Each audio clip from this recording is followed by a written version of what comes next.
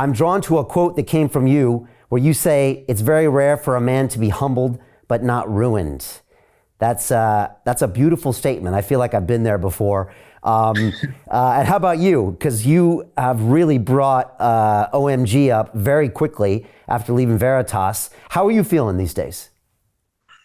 Oh, it's a mix of emotions, but I'm an optimist, and I think that quote, "humbled but ruined," yeah, I was deeply and profoundly humbled, being ousted by the company I founded, and spent so many years building. I feel good. I mean, I'm tired. I'm a little sleep deprived. I'm running a startup company, and I'm the CEO of that company with about 15 employees, and doing all the things I have to do. And I'm happy to be with you. We were going to be on 2 hours. We only do 1 hour. So just tired and running at 100 miles an hour, basically. I saw your conversation with Ben Shapiro, and he was like, it's hard for me to associate Veritas without James. But then again, things move on. And so you've gone right back into startup mode. Does this remind you a little bit about the early days of Veritas? Or is it different because you're older, you're wiser, you know how to get things up and running quicker? Good question. It's like, what's that Greek myth of the guy that rolls the boulder up the hill? I forgot the name of Sisyphus. It's Sisyphean. It's Sisyphean. The beginning of Veritas, I was in a garage apartment, halfway house on federal probation in 2010. So people knew of me, but they thought I was a one-hit wonder.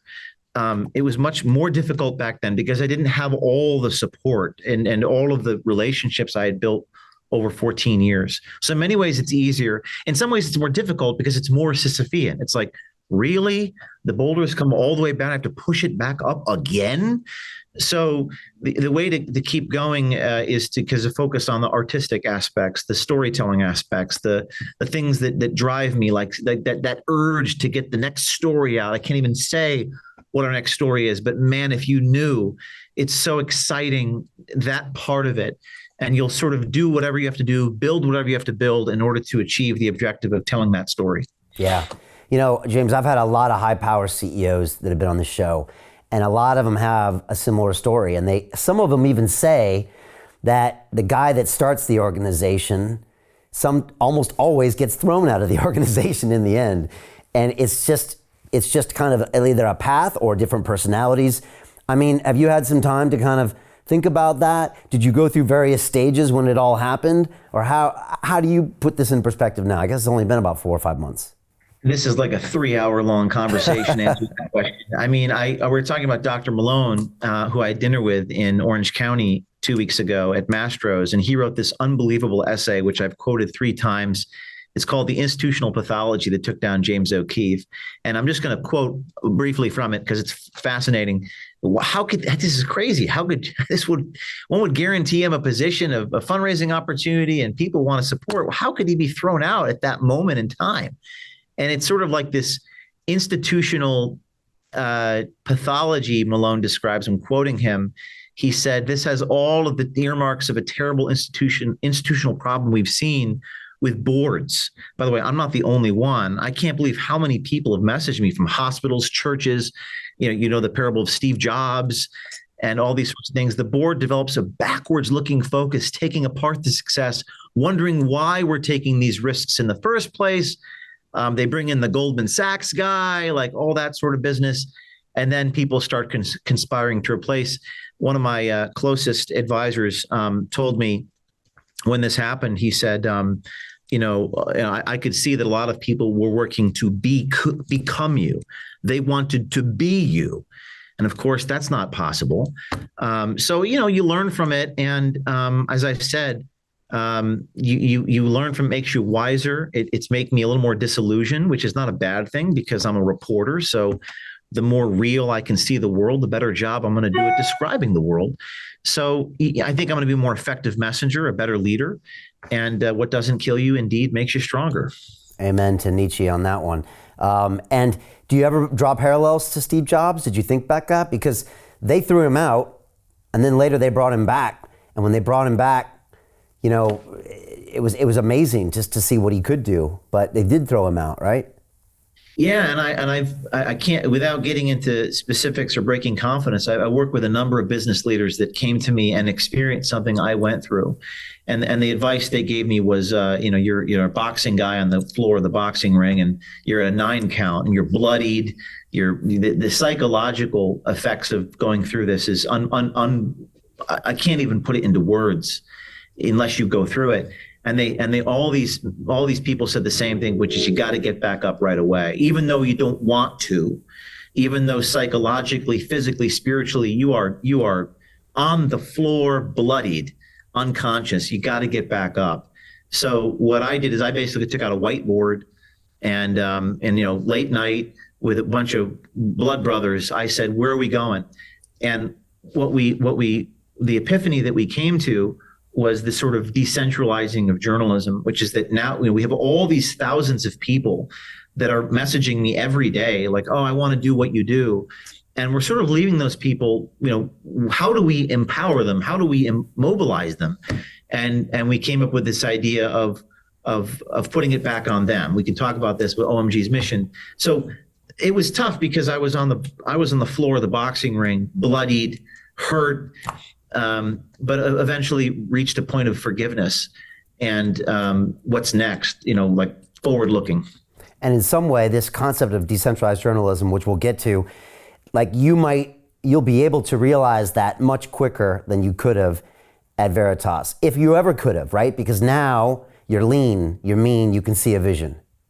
Yeah, and to your point about Steve Jobs, who once famously said that, I entered one of the most creative moments of my life. I was no longer encumbered by those weights that you're carrying on your back. So you felt pain, but you also felt kind of like you're a man walking on the moon. When you go through this, the first thing you feel, other than excruciating pain, is a lightness. I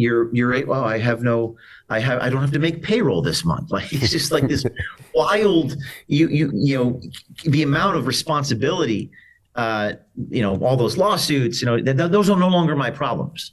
I feel horrible that those problems exist and they're probably not going to be served. But that's the first thing you feel. And then you feel this sort of lightness on your feet, this agility. And then you're able to direct yourself to whatever your purpose is. And some of the lessons you learned are no boards going forward, and you're going to own it. Yeah, I never really paid attention to I read some people wrong, and that's my fault. I tend to probably think that everyone's out to help me or help the mission of what I'm doing, when we all know wisdom teaches us that obviously not everyone's out to help you.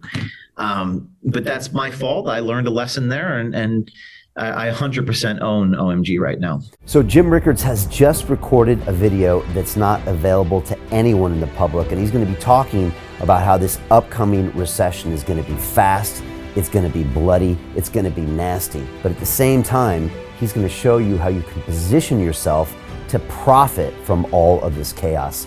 Now, we've made this video only available to our viewers. Go to londonreal.tv/Jim.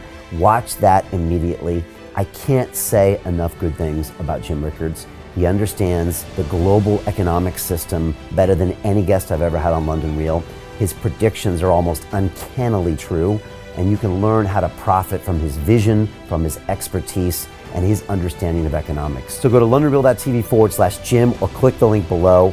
It's an excellent, excellent look on what's going to happen in the future and how you can position yourself to profit from that. Jim is one of the best in the business, one of my favorite guests on London Real, and he's very, very good at predicting the future and showing us all to profit from it. So click the link, and I hope you enjoy. Hey, do you want to profit from crypto? Then join my DeFi Academy. The Crypto DeFi Academy will help you create generational wealth. But don't take my word for it. Listen to my students. When I first got into crypto, I remember thinking to myself, I need to learn more. Brian Rose, learning crypto, learning DeFi, gotta do it. I am so grateful that I jumped in and did this. I had to break through some limiting beliefs that I can do this, that I can afford this, that I can be in this. It challenges the things that are deeply rooted within us. Joining DeFi Academy has been one of the best decisions I have made on my blockchain journey. This course was a life changer, a game changer, a huge eye-opener, coming from knowing practically nothing at the speed of the learning over 4 weeks was just fantastic. The information you provided in this class was invaluable. I feel far more confident in my next steps. You took complex concepts and made them easier to understand. What's different than so many other ones is it just doesn't tell you what to do. It actually makes you do it. This is for people who are serious about becoming traders. This is the way it should be done. I realized from this learning experience again that it is not about what you learn, but about who you learn it from. The energy was insane. I've never experienced such incredible energy on a live call. Brian Rose, you are a legend, my friend.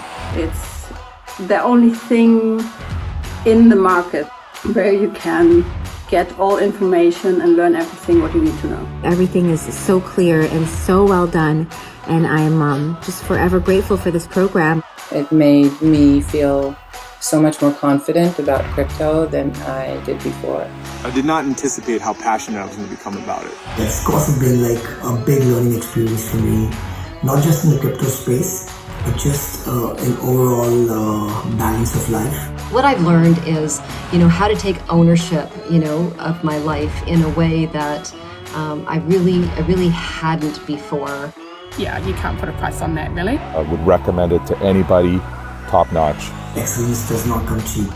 So if you want excellence, you gotta pay for it, but it's so worth it. Pull the trigger. That's what this course is about. You're not going to regret it, really. It's amazing. Thank you, Brian and team. So what are you waiting for? Crypto is happening now. Click the link below, submit your application, and let me mentor you on how to create generational wealth and build the decentralized financial infrastructure of the future.